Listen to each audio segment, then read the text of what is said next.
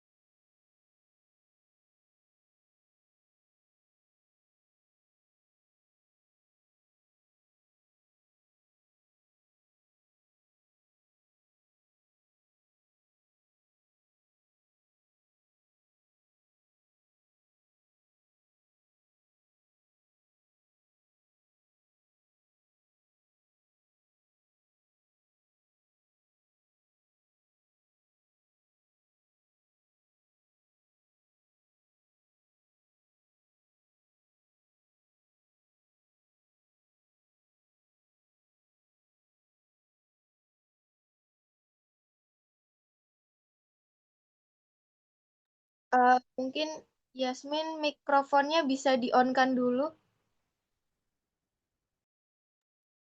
Sumpah demi apa? Kok nggak ada yang bilang sih? Nanti Kak Yali. Udah kedengeran kan? Halo? Udah kedengeran belum? Sudah, sudah.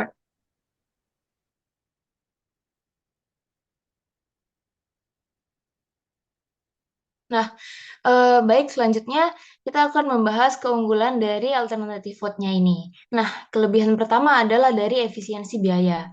Kalau di pemilihan kita sekarang itu, kalau nggak ada yang menang di atas 50%, kita harus melakukan putaran kedua beberapa bulan kemudian, yang dimana itu biayanya triliunan, dan kita harus masih membayar petugas lagi. Nah, kalau misalnya AV ini bisa kita sebut sebagai instant run off, karena putaran keduanya sudah terjadi otomatis di dalam satu kertas suara. Kemudian, untuk yang kedua adalah alternatif vote ini sangat ampuh untuk mereduksi polarisasi dan konflik horizontal.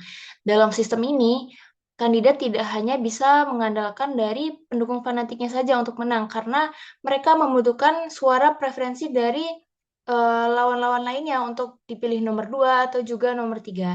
Dan efeknya ini membuat para politisi mengurangi melakukan black campaign, dan mereka membutuhkan pendukung lawan tetap mau menaruh nama mereka sebagai pilihan kedua atau ketiga, yang dimana ini akhirnya mendorong iklim politik yang memang lebih sejuk atau lebih sopan ya.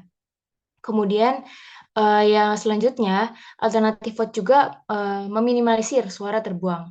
Nah, seringkali kita merasa suara kita hangus kalau kandidat yang kita pilih kalah telak di awal.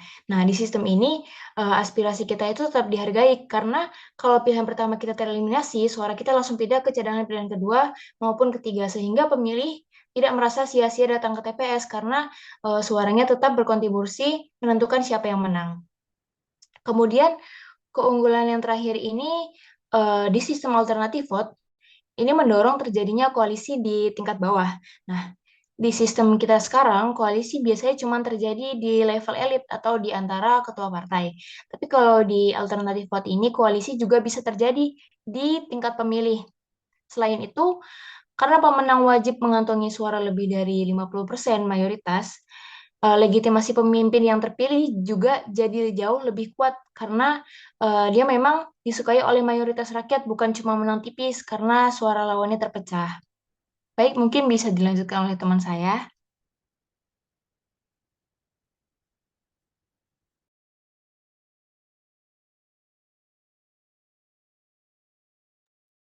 Nah, baik, di sini saya akan lanjutkan. Setelah kita mengetahui bahwasanya banyak sekali keunggulan dari sistem alternatif vote ini, tidak sah apabila kita tidak mengetahui juga kelemahan dari sistem ini. Nah, kelemahan dari sistem alternatif vote ini diantaranya yang pertama, lebih rumit dibanding dengan sistem mayoritas yang lain. Karena tadi sudah dijelaskan bahwasannya proses penghitungan suara langsung selesai, namun belum mendapatkan 50% per satu pada hitungan pertama, kandidat suara terendah akan dieliminasi dan suaranya akan dialihkan ke pilihan dari pemilih yang kedua. Tuh. Nah, hal ini seringkali membingungkan pemilih yang membuat mereka kurang mengerti bagaimana suara mereka akhirnya dihitung. Nah, kemudian kelemahan yang kedua, perhitungannya lebih lama. Nah, karena adanya tahap eliminasi dan pengalihan suara tadi, perhitungan hasil akhir pemilu biasanya bisa memakan waktu jauh lebih lama dibandingkan dengan sistem yang lain seperti first past the post. Terus kelemahan yang ketiga, tidak menjamin hasil yang proporsional. Nah, meskipun sering dianggap lebih adil daripada FPTP, AV ini tetap merupakan sistem distrik beranggotakan tunggal. Nah, sehingga hasil akhirnya tidak proporsional dengan total suara partai secara nasional yang dapat merugikan partai-partai kecil atau partai pihak ketiga. Oke, selanjutnya akan dijelaskan oleh teman saya. Nah, berikutnya saya akan menjelaskan terkait dengan bagaimana rekomendasi skema implementasi sistem alternatif vote pada pemilu legislatif di Indonesia. Alternatif vote sendiri atau yang biasa disebut dengan AV tidak hanya mengutamakan pemenang dengan suara terbanyak, tetapi juga memastikan bahwa wakil terpilih memiliki legitimasi yang lebih kuat karena mendapatkan dukungan mayoritas atau dari konstituennya. Meskipun Indonesia saat ini menganut sistem proporsional terbuka yang dinilai lebih representatif bagi masyarakat yang majemuk, penerapan AV untuk pemilihan anggota legislatif dapat menjadi terobosan untuk mengatasi kelemahan sistem distrik murni seperti fragmentasi suara dan terpilihnya wakil dengan dukungan minoritas. Nah, bagaimana sih skema implementasi sistem alternatif vote ini? Untuk menerapkan sistem AV di Indonesia diperlukan perubahan yang fundamental pada desain pemilu legislatif. Yang pertama yaitu sistem AP ini mensyaratkan daerah pemilihan berwakil tunggal atau single member district. Sehingga pemilih yang saat ini berwakil banyak dengan 3 sampai dengan 10 kursi per dapil DPR RI perlu dipecah lagi menjadi distrik kecil yang masing-masing memilih satu anggota legislatif. Yang kedua, mekanisme pemungutan suara harus diubah dari mencoba satu partai atau kandidat menjadi memberikan nomor urut sesuai preferensi pada surat suara atau perankingan. Pemilih akan diminta untuk memberi angka 1 pada kandidat pilihan utamanya, angka 2 pada pilihan kedua, dan seterusnya. Yang ketiga yaitu proses perhitungan suara. Di bagian proses perhitungan suara ini akan dilakukan secara bertahap, di mana kandidat yang meraih suara dengan 50% plus 1 suara pada preferensi pertama, maka kandidatnya dengan suara preferensi pertama tersebut yang terendah akan dieliminasi dan seluruh surat suara yang akan diperiksa untuk preferensi kedua guna dialokasikan kepada kandidat yang tersisa. Proses ini berulang hingga seorang kandidat mencapai mayoritas mutlak. Sistem ini memungkinkan pemilihan untuk mengurutkan preferensi mereka terhadap para kandidatnya, sehingga tidak ada kandidat mencapai mayoritas mutlak pada hitungan pertama. Kandidat dengan suara terendah akan dieliminasi dan suaranya akan dialihkan ke preferensi kedua pemilih, dan seterusnya hingga seorang kandidat meraih lebih dari 50% suara.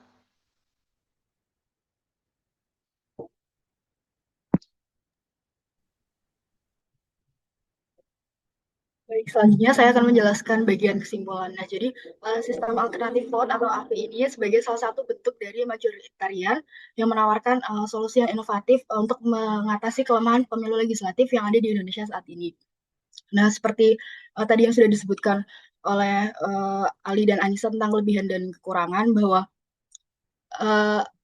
di sistem AV ini terdapat kelebihan dan kekurangan masing-masing, sehingga AV ini menjadi salah satu solusi yang menawarkan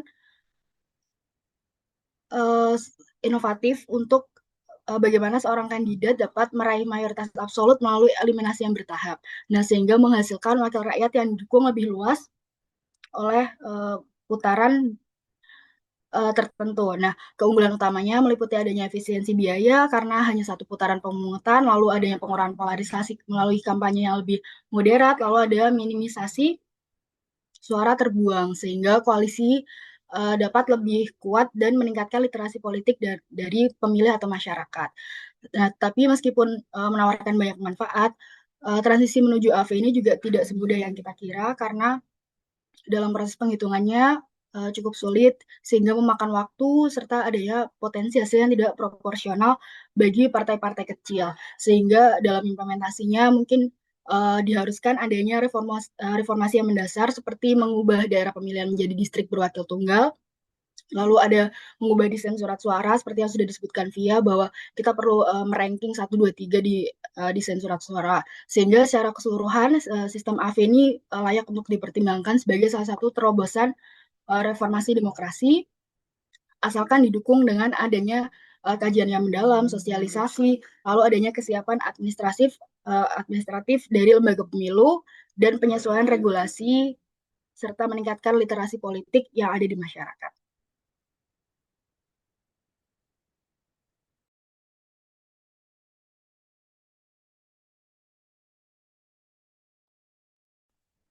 Sekian presentasi dari kelompok kami, kurang lebihnya kami mohon maaf. Wabillahi taufiq wal hidayah. Wassalamualaikum warahmatullahi wabarakatuh.